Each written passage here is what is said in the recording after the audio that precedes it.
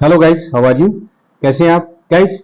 आज हम प्रैक्टिस करने वाले हैं इंग्लिश के रिफ्यूजल यानी अस्वीकृति वाले सेंटेंस। मैं इस सेंटेंस का आपको हिंदी में अर्थ बताऊंगा तथा साथ में आपको पढ़ करके इंग्लिश का उच्चारण भी बताऊंगा। गाइस, हम बीच बीच में ग्रामर की भी चर्चा करेंगे, इस सेंटेंस को अच्छे से समझने का प्रयास करेंगे और अपनी डेली रूटीन लाइफ होती है उनके अंदर हम यूज करना सीखेंगे। तो चलिए गाइस, मैं शुरू करता हूं। Now let me start.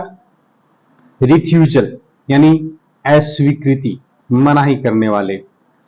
I don't want, I don't want to go there, I don't want to go there, मैं वहां नहीं जाना चाहता। गाइस, इसके अंदर सिंपल प्रेजेंट टेंस का यूज हुआ है, नेगेटिव सेंटेंस है, सब्जेक्ट है इसका वो प्लूरल है, इसलिए इसके साथ डू नॉट का यूज हुआ। अगर सेंटेंस सिंगुलर होता यानी ही शी इट या कोई एक नाम होता तो उसके साथ डज नॉट यूज किया जाता। तो I don't want to go there, मैं वहां नहीं जाना चाहता। I am sorry, I could not do your work, I am sorry, मुझे खेद है।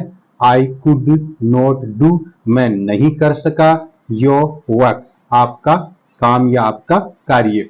मुझे दुख है, मैं आपका काम नहीं कर सका। यहां पर कुड है वो मोडल है। कुड का मतलब होता है सका यानी कैन का पास्ट होता है, और जितने भी मॉडल है उनके बाद हमेशा वर्ब की फर्स्ट फॉर्म का यूज किया जाता है। ये नेगेटिव सेंटेंस है। नेक्स्ट है why don't you go there, why don't you go there, तुम वहां क्यों नहीं जाते।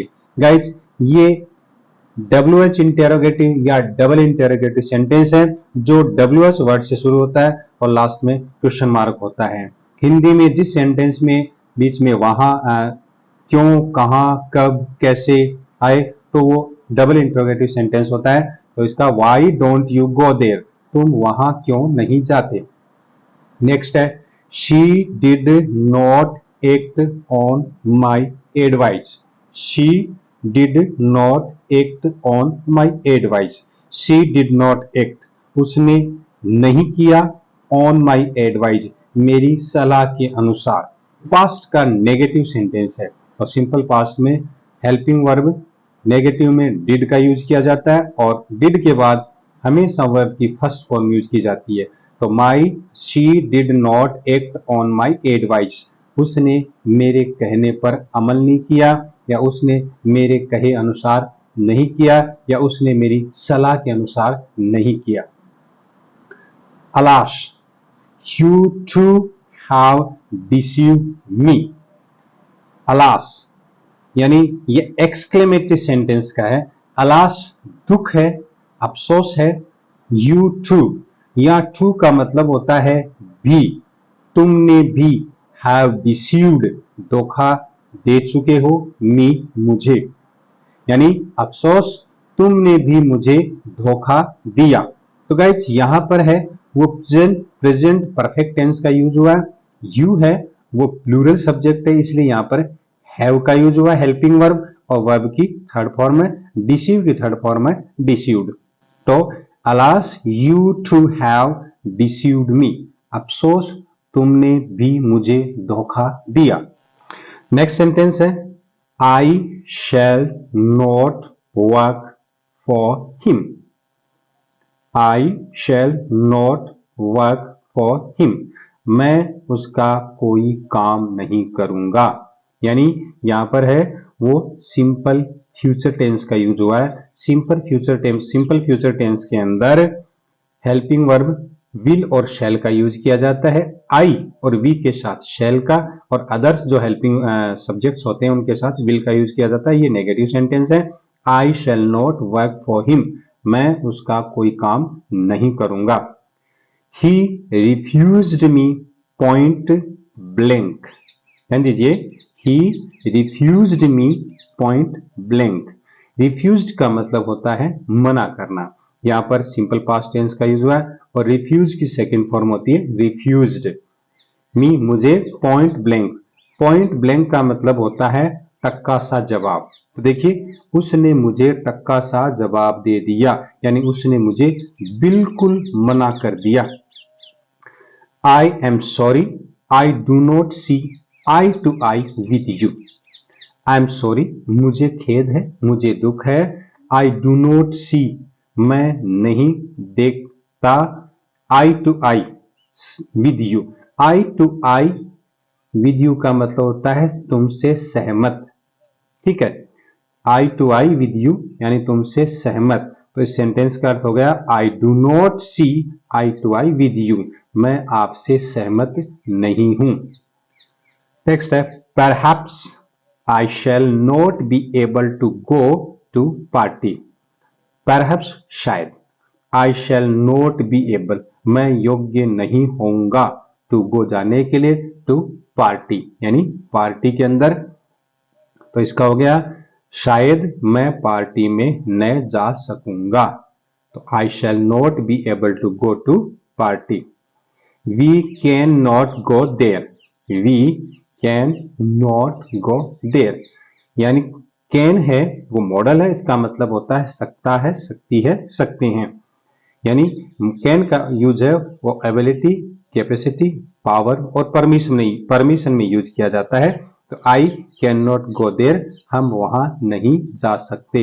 Y are you sad today, why are you sad today, आज आप उदास क्यों है। How should I solve this problem, मैं इस समस्या को कैसे सुलझाऊं, यानी मैं इस समस्या को कैसे सुलझाऊंगा। She refused to listen to me, उसने मेरी बात सुनने से मना किया।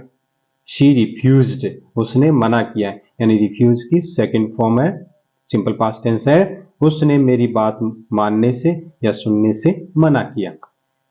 प्लीज डोंट टेक इट इल, ध्यान दीजिए सेंटेंस बड़ा इंपॉर्टेंट है। प्लीज डोंट टेक इट इल, कृपया इसे बुरा न माने। अब देखिए डोंट से ये प्लीज है, डोंट से सेंटेंस शुरू हुआ है, इसका मतलब ये इंपेरेटिव सेंटेंस है। इंपेरेटिव सेंटेंस मतलब आदेशात्मक वाक्य, इसमें आदेश दिया गया डोंट टेक इट इल, इसे बुरा न माने। Next sorry I can not come, simple sentence है ये, सॉरी क्षमा करें, आई कैन नॉट कम, मैं नहीं आ सकता। Next I regret I can not accept your invitation. I regret, मुझे खेद है, मुझे अफसोस है।